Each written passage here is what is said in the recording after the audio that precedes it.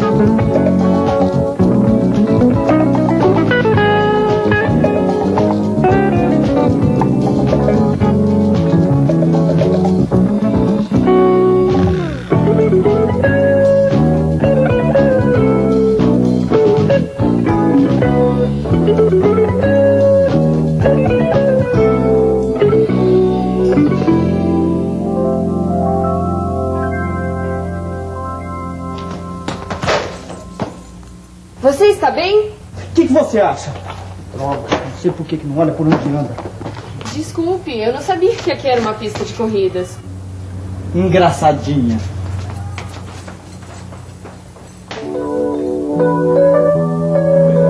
Vamos conversar com mais detalhes a respeito disso na próxima aula. Não é? Tá bom? Vamos discutir sobre isso.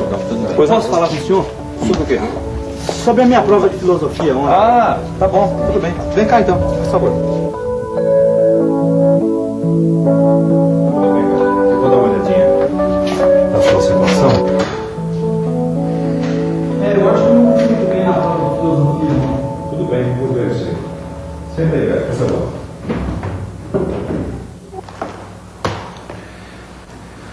Bem, Beto, vamos ver a sua situação, né? Deixa eu ver. Tem razão. Se você continuar assim, você não passa, Beto. Beto, já faz tempo que eu te conheço. Você sempre foi um aluno excelente. Escuta, você está com algum problema? Namorada? Às vezes eu me sinto trocado por um livro de química. Mas isso não é segredo para ninguém. Sabe, não faz muito tempo estava nessa mesma situação, Beto. Morando numa república, lavando minha própria roupa, trabalhando, estudando. Às vezes a barra pesa, né? Eu ando meio perdido, bombando em todas as matérias, uns grilos com a Márcia. Também faz tempo que eu não falo com meus pais. Talvez eu possa te ajudar. Lembra da aula que nós tivemos no ano passado? Nós aprendemos que quando o homem não está satisfeito consigo mesmo, com a sociedade, com o seu ambiente, ele não está bem, Beto. Ele se sente estranho, diferente, alienado, e ele começa então o quê? A questionar, perguntar sobre tudo que faz. Eu acho que é isso que está acontecendo com você, rapaz. Olha, eu já estive numa situação semelhante a essa e acredite, um homem inteligente, um homem estudado, chega lá. O que o senhor quer dizer com isso? Beto, você é uma pessoa estudada, inteligente, capaz e tem esta capacidade natural para ser o que você quiser, Beto. Eu vou pensar nisso. Beto, a decisão é sua. Olha, você pode ser o que você quiser.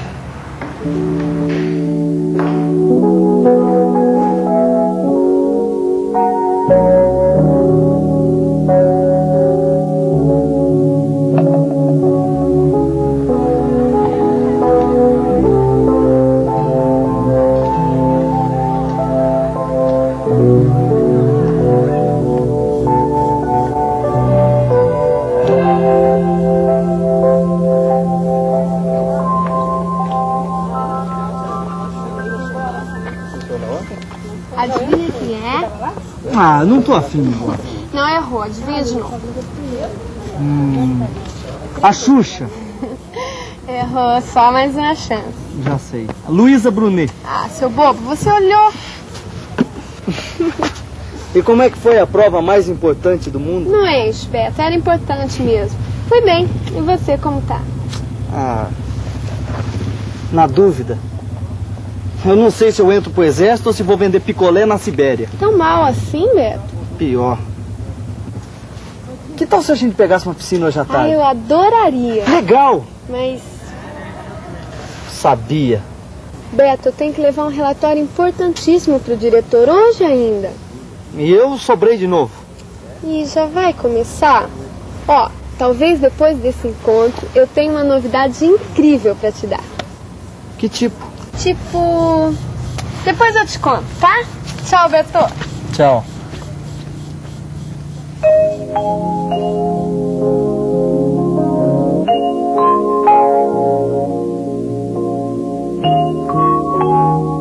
Bom, eu vou partir do pressuposto de que toda doença tem basicamente duas causas. A primeira causa está implícita na questão da propagação no ambiente. E a segunda causa diz respeito propriamente ao organismo da pessoa. Fazendo uma aplicação disso com relação a tudo que a gente está falando, eu diria que a sociedade está para a questão que nós estamos tratando, tanto quanto a propagação está para a doença. O ambiente social é basicamente por onde essas enfermidades sociais proliferam. De maneira que seria simplismo, seria ingenuidade nós partirmos para qualquer perspectiva de saneamento do indivíduo que não desemboque, que não desague também na cura social profunda. Porque as estruturas sociais corrompidas e erigidas sobre bases de injustiça e de corrupção e de desigualdades sempre promovem um ajuntamento social igual à própria estrutura que sobre ele está. Igual simplismo também será nós pensarmos apenas na questão social, esquecendo-nos de que o social não tem um psiquismo personal tangível, ou seja, ele é composto por indivíduos que compõem o ajuntamento social.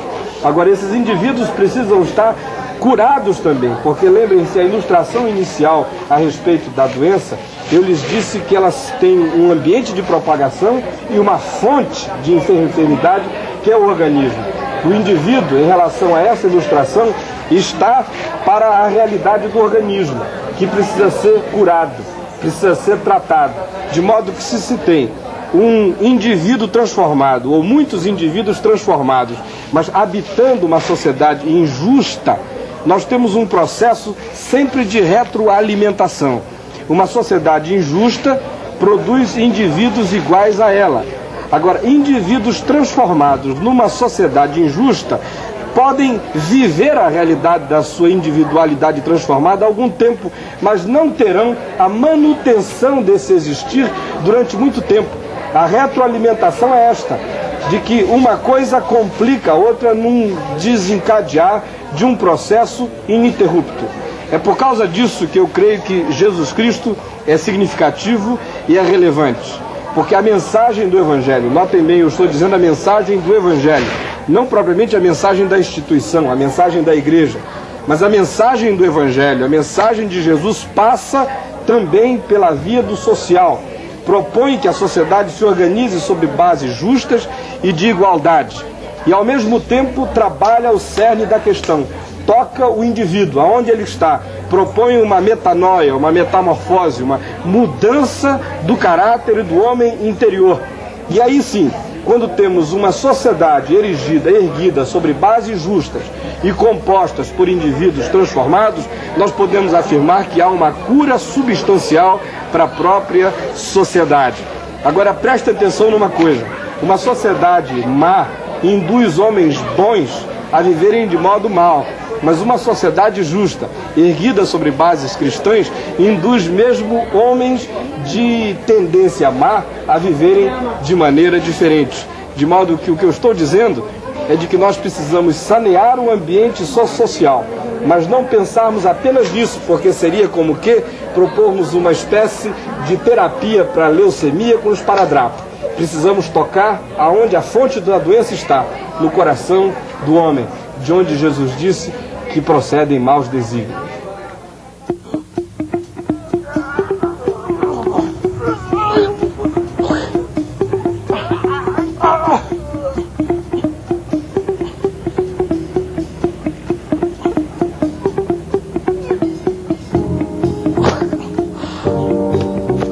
Não aguento mais.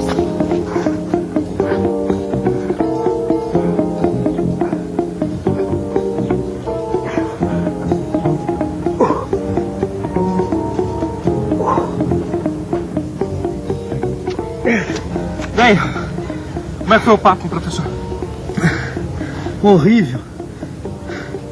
É tão mal assim? Pior. Tô quase reprovado. Mas deixa isso pra lá. Vamos correr.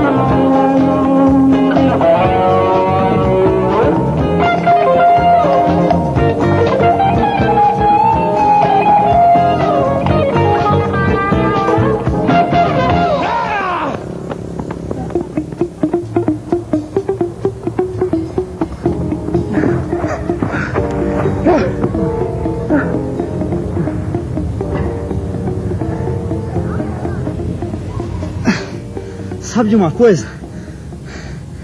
Eu era muito bom nisso. Aliás, eu era muito bom em uma porção de coisa. O que você quer dizer com isso? Eu não sei. Na escola, por exemplo, eu tirava boas notas, ganhei algumas medalhas, eu me dava bem com os meus pais, tinha 2 ou 3 namoradas, ia tudo muito bem mesmo. Mas será que tudo isso acabou? Acabar não acabou, mas é que... sei lá... tudo anda tão devagar. Parece que eu estou perdendo o controle das coisas. Eu agora estou tirando notas baixas e... eu estou quase reprovando, eu nem sei o que vou fazer. E com Márcia? Vocês estão com um problema? Eu acho que a culpa é minha, sabe? Eu, às vezes me sinto meio jogado. Mesmo com os meus pais, a grana continua vindo, mas parece que desde que eu vim pra cá, eles esqueceram de mim. Às vezes eu sinto que eu só posso me agarrar a coisas que me aconteceram há 3, 4 anos atrás. Porque agora tá dando tudo errado. Eu sei o que você está sentindo. Eu já passei por essa, sabe? De não ter um alvo, de não ter um sentido nas coisas. Mas eu achei um jeito de sair dessa. Você sabe o que o professor me falou? Ele disse que eu mesmo tenho que me ajudar. Era isso que você queria dizer? Não. Eu não acho que você pode sair dessa sozinho. Já sei. Você vai querer me dizer que eu vou ter que entregar minha vida pra Deus. Pô, você já tentou isso uma vez. Certo, mas eu ainda acho que é o único caminho. Chega. Não vem com essa de novo.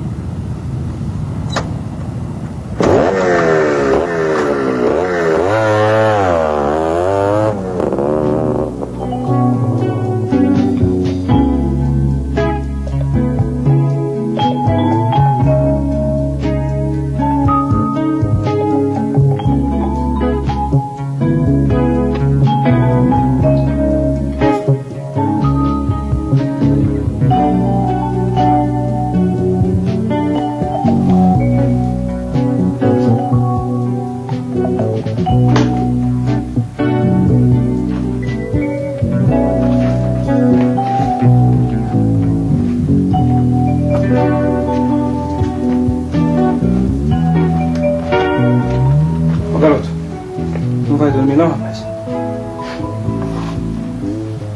Também acho bom.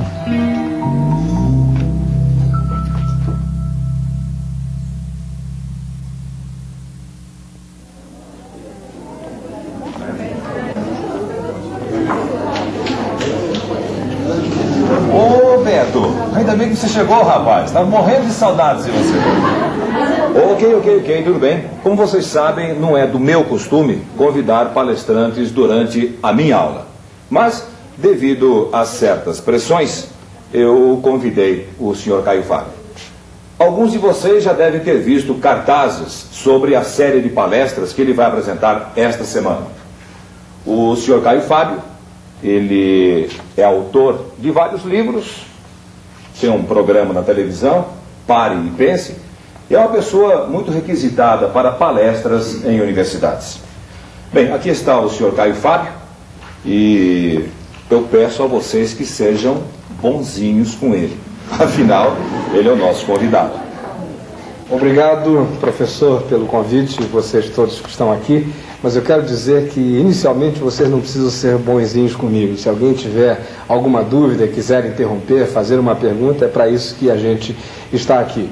Eu quero aproveitar, basicamente, que essa é uma aula de filosofia, para falar a respeito de algumas coisas que eu creio podem ajudar a dirimir, a tirar algumas dúvidas que vocês tenham na cabeça com relação a questões filosóficas e com respeito ao próprio cristianismo, porque eu mesmo tinha uma série de conflitos e dúvidas a esse respeito. A primeira coisa que eu pensava, e que depois cheguei à conclusão que era basicamente falsa, é que a fé cristã é resultado de ignorância, é subproduto da não reflexão. Mas depois eu descobri que uma pessoa, quando conhece a Jesus Cristo e se torna uma cristã, não comete um suicídio intelectual. A segunda ideia falsa que eu tinha, que depois descobri ser realmente um equívoco, é que a fé cristã não é histórica. Aí nós entramos numa questão mais profunda. Qual é a definição que eu tenho de história? Eu chamo história de conhecimento do passado através de testemunhos. E isso nos leva a uma segunda questão, a questão que nos traz um problema. Talvez vocês possam saber qual é o problema. Alguém aqui sabe? Se o testemunho é válido. Exato, se o testemunho é válido. Então tome a Bíblia. Ela pode ser verificada? Ela faz sentido? Ela é relevante? Eu acho que sim. Isso é a sua opinião, né? Ainda bem que é. Essa é a minha real convicção. Agora, eu creio que eu posso ilustrar dando um exemplo. E esse exemplo é a partir de uma afirmação contundente. Para mim, o Novo Testamento é mais válido do que qualquer dos mais importantes e célebres livros da literatura clássica. E a essa altura, eu posso até imaginar o nível de ironia que acometeu a cabeça de alguns de vocês. Porque eu tenho feito essa afirmação em muitas universidades, pelo Brasil afora, e já havia estampado no rosto de alguns professores de história um sarcasmo significativo quando eu faço essa afirmação. Mas eu quero ser contundente, ser rotundo e afirmar de novo. Para mim, o Novo Testamento, ele tem mais validade histórica do que qualquer dos mais eminentes livros da literatura clássica. E quando a ironia se estampa nos rostos de algumas pessoas, eu gosto de confrontá-las com algumas demonstrações. Em primeiro lugar, eu chamo a prova da bibliografia. Nós vamos avaliar qual a distância que há entre o tempo no qual o original de um texto foi escrito e a cópia mais velha que nós temos hoje desse original nas nossas mãos. Porque todos nós sabemos que a literatura antiga era escrita em material perecível. Então ela tinha que ser recopiada constantemente. Vamos pegar um exemplo que nos vem da literatura clássica. Vamos ter em mente os textos de Platão. O texto mais antigo que temos de Platão tem 1200 anos de distância do momento histórico no qual Platão o escreveu. Da época quando Tucídides escreveu até a cópia mais antiga que nós temos, passaram 1300 anos. A mesma coisa se pode dizer de Aristóteles. Suas poesias clássicas foram escritas 1400 anos antes da cópia mais antiga que possuímos. Agora vamos pensar um pouquinho no Novo Testamento. A evidência é quase constrangedora em contraste com outras obras. Por exemplo, temos um intervalo de apenas 100 anos com a descoberta dos papiros de John Ryland. Daí nós temos os papiros de Chester Beat, 155 anos. E 200 anos com os papiros de Wagner. Esses papiros são várias porções das Escrituras. Só com isso há mais validade para o Novo Testamento do que para a literatura clássica. A segunda prova que eu chamo é a da manuscritologia. Deixe-me explicar a você do que se trata. Diz respeito à quantidade de cópias que se tem de um presumível texto original. Quanto mais cópias ou manuscritos, mais facilidade para se reconstruir o original e verificar se houve qualquer imprecisão. Eu vou ilustrar isso com Platão. Qualquer dos livros que você tenha nesta universidade sobre Platão vem de uma das 7 cópias que se tem de Platão no mundo. A mesma coisa se pode dizer de Tucídides, acerca de quem se tem 8 cópias, ou mesmo de Aristóteles, de quem se tem 5 cópias. Contra isso, no entanto, o Novo Testamento se apresenta com cerca de 14.000 cópias. Cópias em abundância. Concluindo, eu queria dizer a vocês o seguinte: se eu for modesto, eu direi que o Novo Testamento tem pelo menos a base histórica para estar em pé de igualdade com os mais eminentes textos clássicos. Mas se eu for honesto, eu direi que ele tem muito mais base histórica.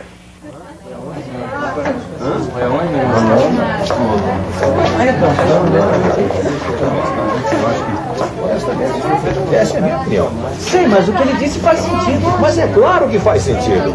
Se não fizesse sentido, ele não viajaria pelo país inteiro.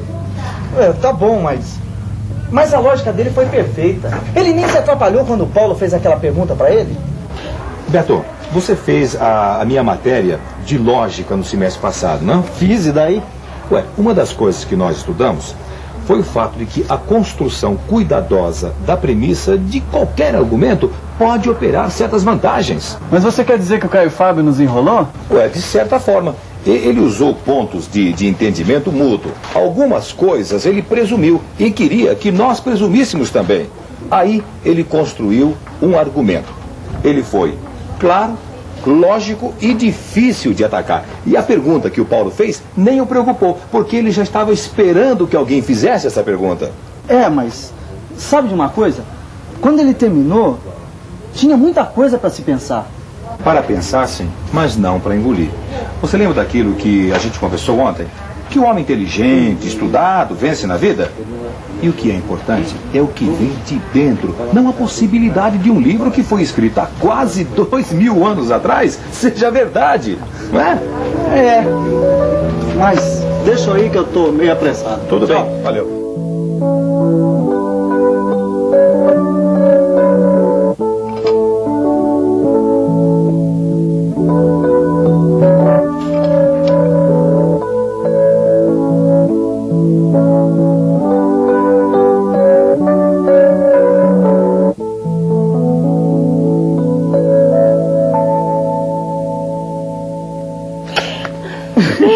Você me assustou. Desculpa.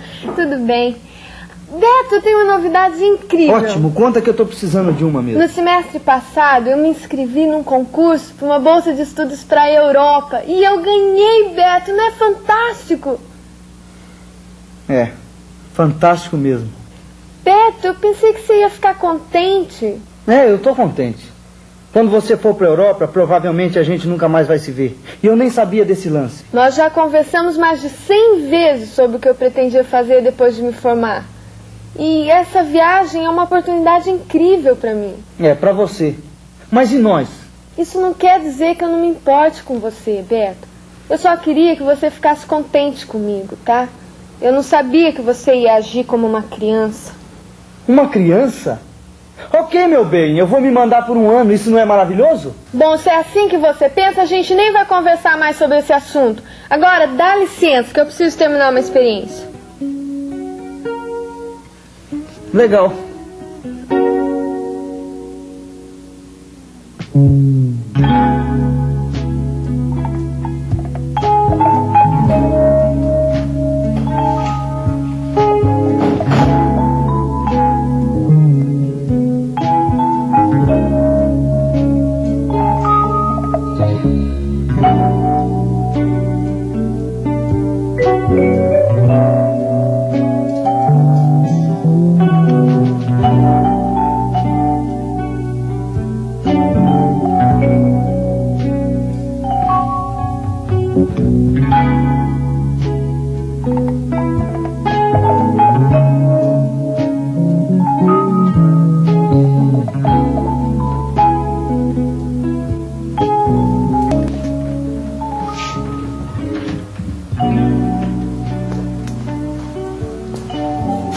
Oi. Oi. Você jantou? Eu não te vi no Rio. Fui dar um passeio. O que é que tinha lá? Ah, uma carne misteriosa, batatinha requentada. Se você quer, eu vou buscar um pouco. Não, obrigado.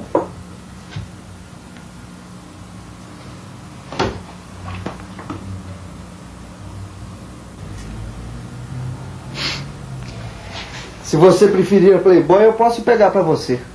Não, obrigado.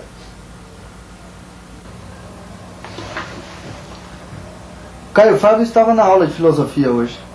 O quê? E o professor Jairo deixou ele lá? É, ele falou a aula inteira. E você? O que você achou?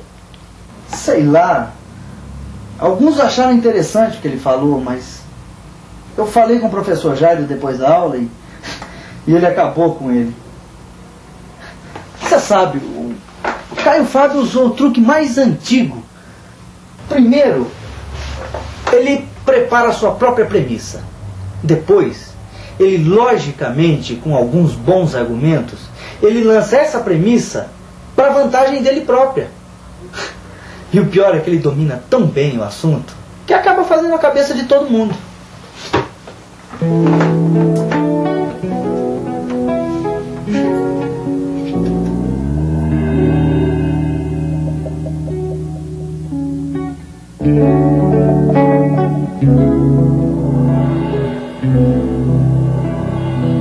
Mito ou fato?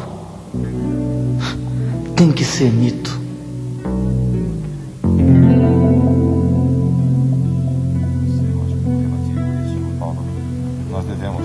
analisar bem isso daí. Eu não sei, eu tenho minhas Que dúvidas, há? viu? Oi, Beto, tudo bem? Eu acho que sim, tudo bom, Paulo? Estávamos falando sobre a palestra do Caio Fábio de ontem. Eu estava dizendo que, por causa do que eu falei ontem sobre a lógica dele, não significa que eu não acredito em Jesus Cristo. Para falar a verdade, eu acredito. Mas eu acredito da minha maneira. Eu creio até que Jesus Cristo foi um homem bom. Ele disse várias coisas, até que profundas. Mas isso não é suficiente para o Caio Fábio. O argumento dele é que Jesus Cristo é o Filho de Deus. E a conclusão óbvia é que ou Jesus é o que ele afirma ser, ou então ele é um lunático. Mas será que esse não é mais um artifício que ele preparou? Beto, se a lógica dele te incomoda tanto, faz o seguinte: vai escutá-lo hoje à noite e faça um relatório dos erros do argumento dele. Vamos ver. Deixa eu andando, falou.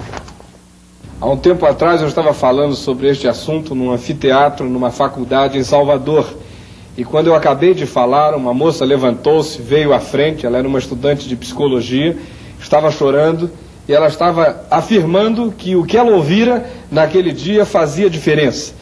E ela disse: eu estava procurando isso a minha vida inteira, mas hoje isso fez sentido. E o que eu estava realmente afirmando naquele dia, com tons categóricos, é que a ressurreição de Jesus Cristo aconteceu no tempo e no espaço. Se não, vocês observem, a Bíblia nos dá conta de que Jesus foi posto numa tumba aberta numa rocha, tumba de um homem rico, e onde ninguém havia sido posto. Também a Escritura diz que ele foi envolto com muitos linhos e que à medida em que o envolviam, iam colocando especiarias aromáticas e muitos bálsamos, de modo que o tecido de linhos com as especiarias pesavam em torno de 50 quilos. Depois se diz que rolaram uma pesada pedra de aproximadamente 2 toneladas e a puseram à porta do sepulcro. Também ali postados estava uma guarda romana, composta entre 4 e 16 guardas treinados para defenderem cada um cerca de 2 metros em volta deles mesmos. E além disso foi colocado um selo. O selo romano foi posto ali para garantir a inviolabilidade daquele sepulcro. E o que foi que aconteceu naquela manhã de domingo? A Bíblia diz que a primeira coisa que houve é que um anjo do Senhor desceu do céu e por isso aconteceu um terremoto, e que diante dessa manifestação os guardas romanos que estavam ali pararam, tremeram espavoridos, ficaram como se estivessem mortos. A pedra do sepulcro de quase 2 toneladas foi removida, e diz a Bíblia que alguma coisa tremenda aconteceu. O selo romano foi rompido. Vocês podem imaginar o que isso poderia desencadear em termos estaduais? O SNI de Roma seria imediatamente mobilizado para saber quem foi que teve a audácia de tocar no intocável. E todo o DOPS seria acionado e a polícia secreta seria lançada naquele projeto para ver quem teve a coragem de mexer no que se não poderia mexer. E a seguir, diz a Bíblia, que alguma coisa tremenda acontece. É que alguns homens, após receberem a notícia de que a pedra estava removida, correram ao sepulcro. E quando chegaram lá, eles prestaram atenção no estado dos lençóis. Porque a ideia que a Bíblia nos dá é de que algo misterioso aconteceu ali. Recordem-se de que eu lhes disse de que à medida em que iam enrolando o corpo de Jesus em linhos, eles iam colocando especiarias aromáticas que perfizeram um peso de quase 50 quilos. Significa que Jesus estava quase engessado. E quem saiu de dentro daquela estrutura, atravessou o linho e a deixou oca. E durante 40 dias, Jesus manifestou-se aos seus discípulos, comeu com eles, esteve com eles, foi tangido por eles, foi tocado por eles. Todavia, há algumas teorias que pretendem refutar a questão da ressurreição. Uma delas é a teoria do desmaio. Eles dizem que Jesus foi posto na cruz, mas não morreu. Ele apenas desmaiou. Ele foi posto ali na cruz, teve as suas mãos e pés traspassados, o seu lado vazado, mas de fato o que ocorreu foi apenas um sintoma de morte.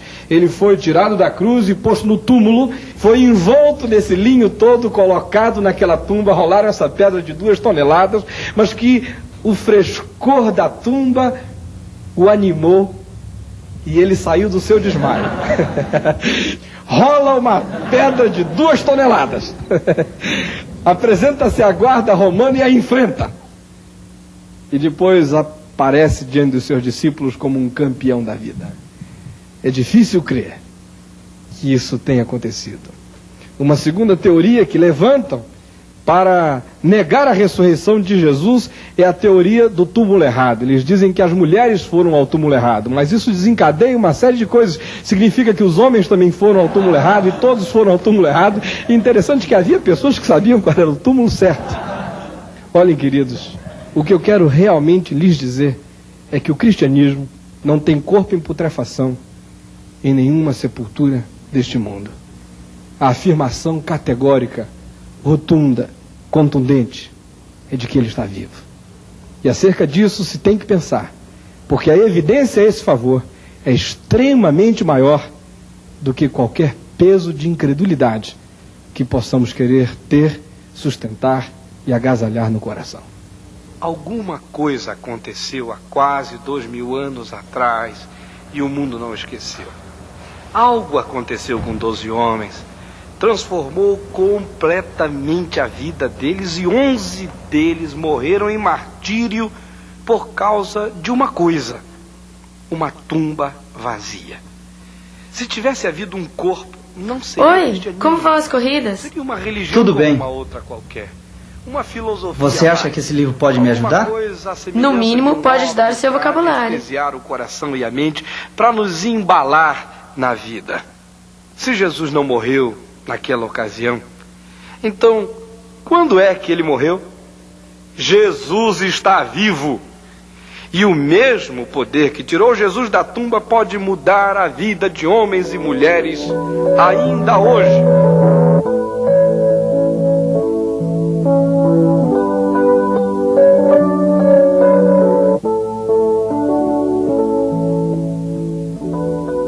Eu não sei. Eu não entendo como a ressurreição pode ser provada cientificamente.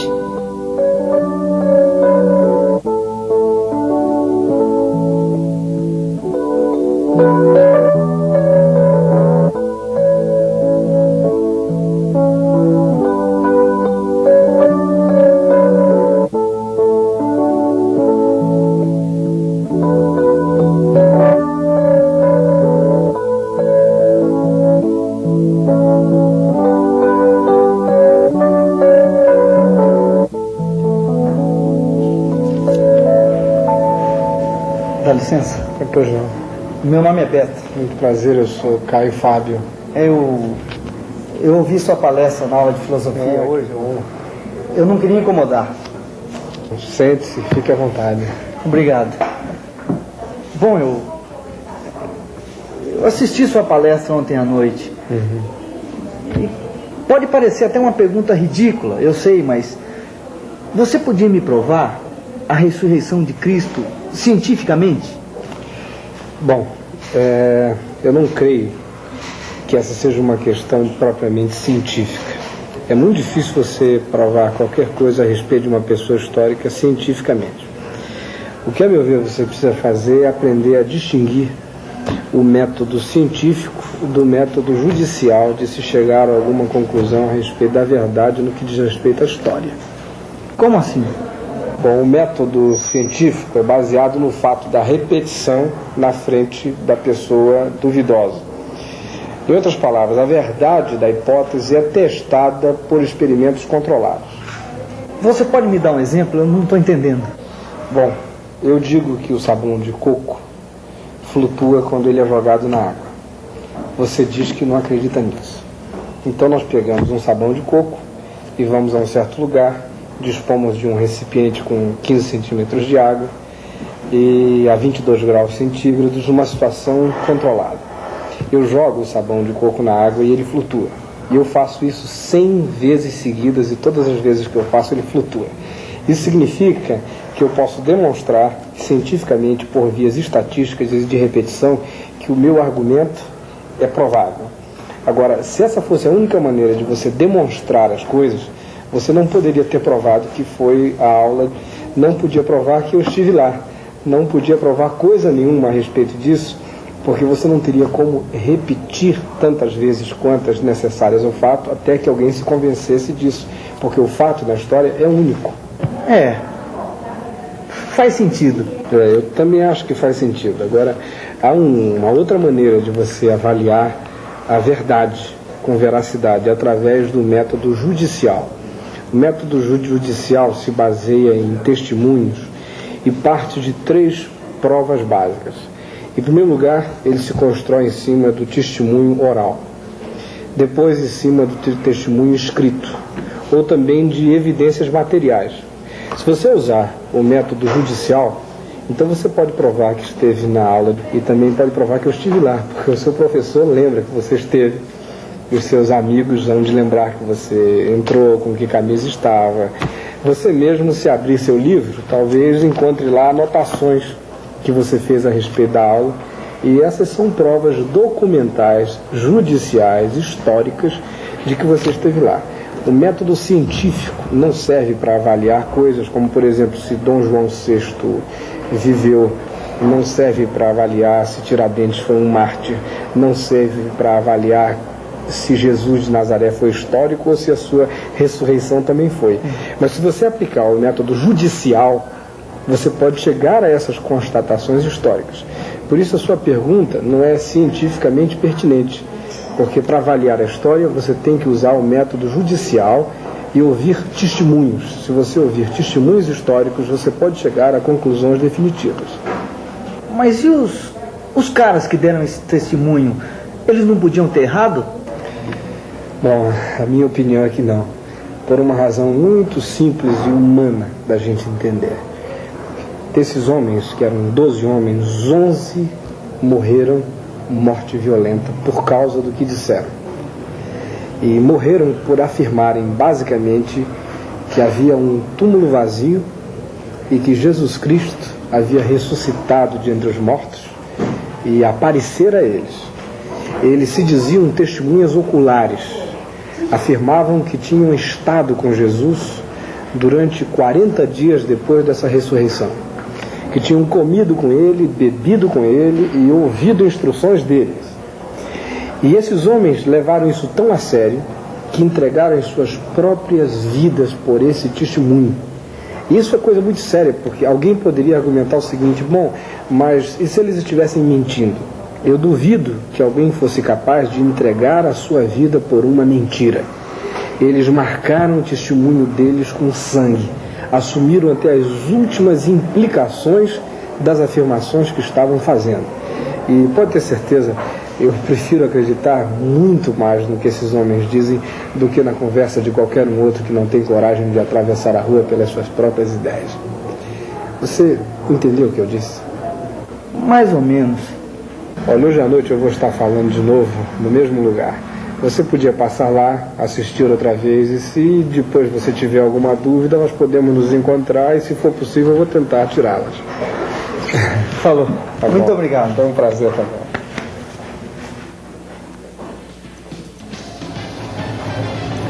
Eu sei que eu estudei lógica com o senhor. Eu tentei lembrar de todos os princípios, mas o pior é que eu não consigo encontrar um erro nele. Beto, eu acho que você está deixando isso te preocupar muito. Parece que você perdeu aí o senso de proporção, ou talvez você esteja sendo assim muito rígido consigo mesmo. Olha, você é um rapaz inteligente, capaz. Beto, eu acho que você está esquentando demais com isso, cara. Se isso te anima, eu também poderia me esquentar com isso. Mas aí eu me lembro que ele está falando de uma coisa que aconteceu há quase 2000 anos atrás. Aí isso tudo perde sentido. Que importa se Jesus ressuscitou? E daí? Que diferença isso faz para nós? Beto, faça um favor para si mesmo, tá? As provas acabaram, não tem nenhum projeto importante para essa segunda-feira. Vá se divertir esse fim de semana. Vá ao clube, dê um mergulho. Ó, por que você não leva a Márcia para um cineminha? Qualquer coisa para esfriar a sua cabeça. Por falar em Márcia, olha só quem está chegando. Oi, professor. Oi. Paulo. Oi, tá procurando pelo Roberto Pensador? Beto, será que dá pra gente conversar um pouquinho? Dá. Dá licença aí, então. Tudo bem.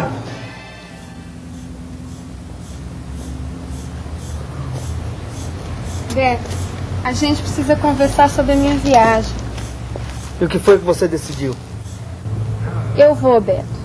Eu realmente quero ir e eu não posso desperdiçar uma chance como essa. Eu sei como você se sente, mas você tem que entender que essa viagem pode dar maior força para minha carreira. Pode mudar a minha vida. E a minha também, Márcia.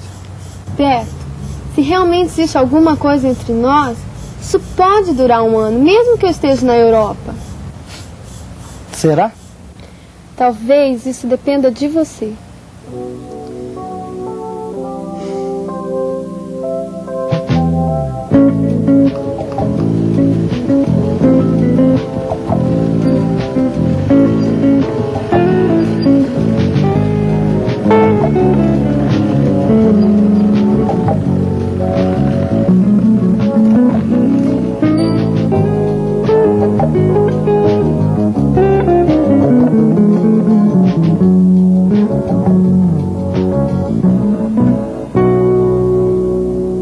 Você gostaria de falar agora?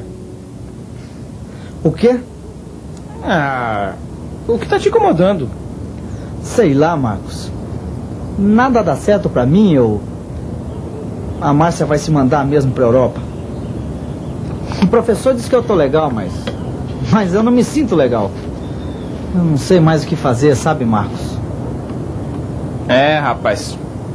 Uma coisa dessa de qualquer um na fossa. É, mas você não está pastando como eu, amigo.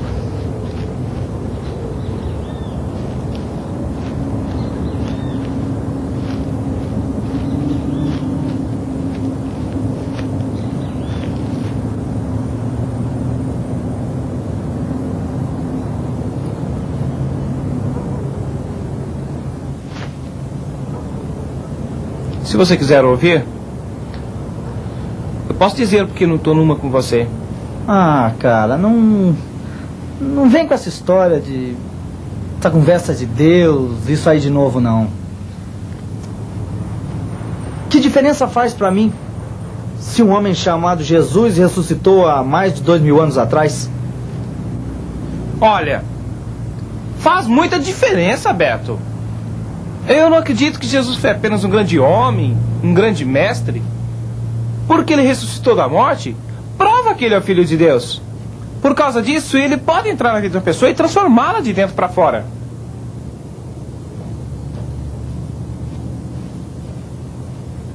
Ei, eu não fui cristão a minha vida inteira. Tinha um tempo que eu me sentia do mesmo jeito que você. Aí, Beto, alguém me apresentou a pessoa de Jesus e eu descobri que eu poderia ter um relacionamento pessoal com ele. Eu não estou dizendo que os meus problemas saíram pela janela. Mas havia algumas mudanças em minha vida que me deram a capacidade de lidar com os meus problemas. Agora, tudo não é legal o tempo todo. Eu tenho as coisas pesadas também. Como você sabe, aquele acidente de carro no ano passado, que eu fiquei no hospital, eu tinha medo que ia morrer.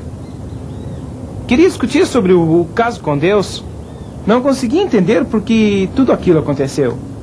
Foi então que Jesus me disse: eu sou a ressurreição, eu sou a vida.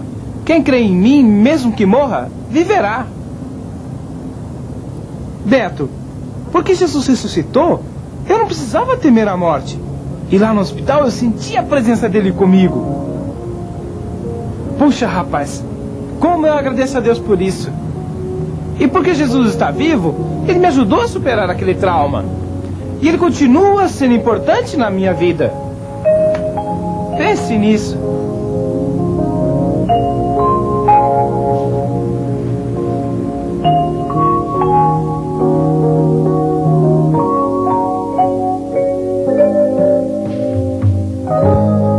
Em minha mente tudo está tão claro, mas a verdade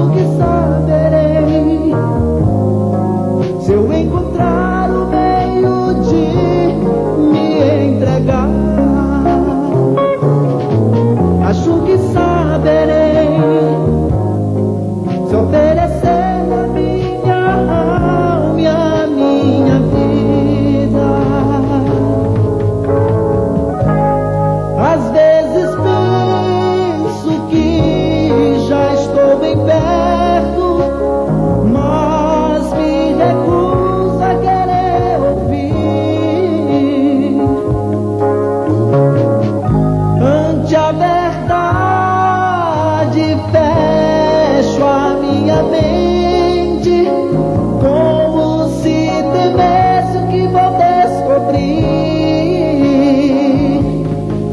Acho que saberei se eu encontrar o meio de me entregar.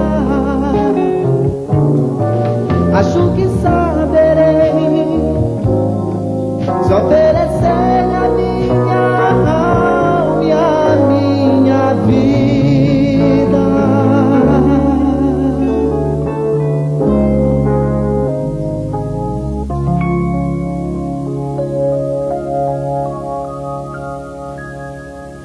Em julho do ano de 1973, eu estava vivendo o clímax de uma angústia existencial enorme. Já fazia 5 anos que eu estava peregrinando no mundo de drogas e tentando encontrar sentido e razão para a vida.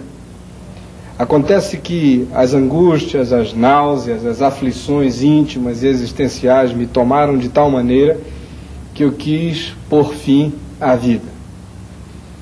Foi uma noite horrível. Eu peguei minha motocicleta e fui à procura de uma arma. E à medida em que eu caminhava, eu entrei numa certa rua e vi uma multidão saindo pela porta de um templo. Parei ali e um rapaz me apanhou pelo braço e disse: eu vejo que você está desesperado. Entre aqui e ouça uma mensagem que pode mudar toda a sua vida. Eu entrei ali, puseram-me na galeria daquele lugar. E havia um moço falando de Jesus, da sua cruz e da sua ressurreição. E aquela mensagem sobre a cruz e a ressurreição de Jesus explodiram no meu peito. O desejo de morrer se foi. Já faz alguns anos que isso aconteceu e eu posso lhes assegurar que a minha vida passou por uma transformação. Foi algo revolucionário que mudou até as entranhas do meu existir. A ressurreição de Jesus não é só um fato.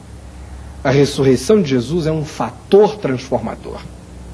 E se você hoje quiser, de alguma forma, experimentar esse fator ressurreição na sua vida, na sua existência, isso pode acontecer. Por isso eu quero desafiar você a falar com Deus agora. Eu não vou pedir que você curve a sua cabeça ou feche os seus olhos, porque para mim a chave da oração não está num gesto mágico desse tipo, mas no segredar das nossas necessidades íntimas para Deus. Eu peço a você que diga agora: ó Jesus, eu sou um pecador, eu sei que tu morreste por mim na cruz do Calvário, eu creio também que tu ressuscitaste de entre os mortos, e eu peço que pelo Espírito Santo tu venhas habitar o meu coração.